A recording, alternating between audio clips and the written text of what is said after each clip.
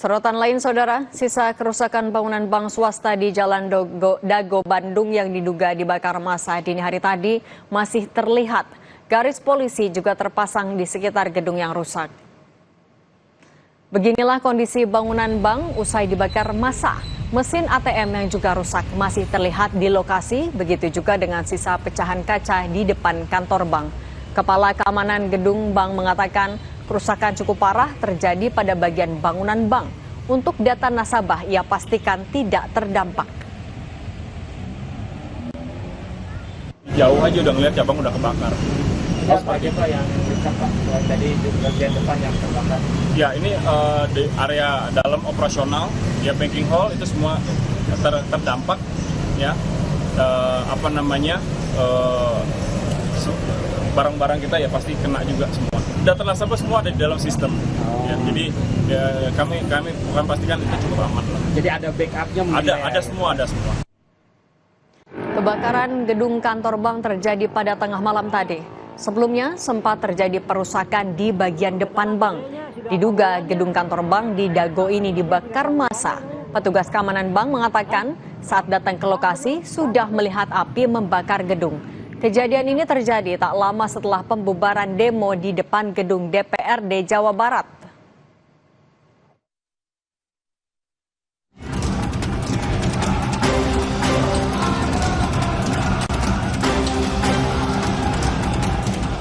Sehari usai revisi Undang-Undang TNI disahkan dalam paripurna DPR, para mahasiswa di Bandung menggelar unjuk rasa di depan gedung DPRD Provinsi Jawa Barat Jumat 21 Maret.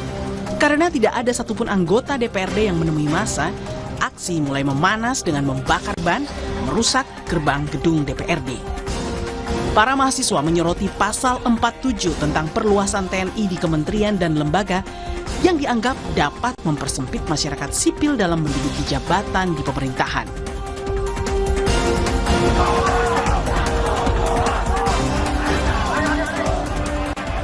Di Yogyakarta, aksi demo mahasiswa menolak pengesahan revisi Undang-Undang TNI berakhir bentrok dengan aparat pada Jumat dini hari karena batas toleransi waktu yang diberikan, yakni pukul 11 malam, berakhir.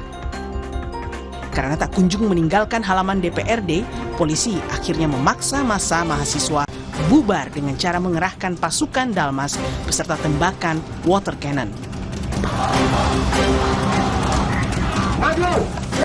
Di Jakarta, aksi pembubaran massa yang menolak pengesahan RUU TNI berlangsung tanpa ada perlawanan yang berarti dari para mahasiswa. Tidak ada tembakan gas air mata. Aparat kepolisian hanya sesekali melepaskan tembakan water cannon ke arah mahasiswa yang terus mundur ke arah Jalan Asia Afrika. Kami meminta persetujuan fraksi-fraksi terhadap rancangan undang-undang tentang perubahan atas Undang-Undang Nomor 34 Tahun 2004 tentang Tentara Nasional Indonesia, apakah dapat disetujui untuk disahkan menjadi undang-undang? Terima kasih. Menanggapi aksi demo mahasiswa yang keras menolak revisi Undang-Undang TNI, Ketua DPR Puan Maharani menegaskan jika proses pembentukan revisi Undang-Undang TNI tetap mempertahankan supremasi sipil. Puan juga berjanji DPR siap memberikan penjelasan kepada para mahasiswa terkait hal-hal yang dirisaukan dari revisi Undang-Undang TNI. Jadi kami berharap dan menghimbau adik-adik mahasiswa yang saat ini mungkin masih belum mendapatkan penjelasan atau keterangan yang dibutuhkan, nanti kami siap untuk memberikan penjelasan bahwa apa yang dikhawatirkan, apa yang dicurigai, bahwa ada berita-berita yang kemudian revisi Undang-Undang TNI ini tidak akan sesuai dengan yang diharapkan, insya Allah tidak. Meski telah disahkan, ada sejumlah catatan dari beberapa fraksi tentang Undang-Undang TNI. Salah satunya, prinsip supremasi sipil harus menjadi landasan utama dalam reformasi TNI, di mana setiap perubahan dalam regulasi harus tetap menjunjung tinggi prinsip akuntabilitas, transparansi, serta hubungan sipil militer yang sehat dalam sistem demokrasi. Tim Liputan Kompas TV. Tetap bersama kami, Kompas Petang akan dilanjutkan oleh Tifal Solesa. Ya, Cindy, Kepala Kantor Komunikasi Kepresidenan Hasan Nasbi merespons kasus pengiriman kepala babi ke wartawan Tempo. Hasan Nasbi berkelakar agar kepala babi itu dimasak saja. Kami diskusikan sebentar lagi.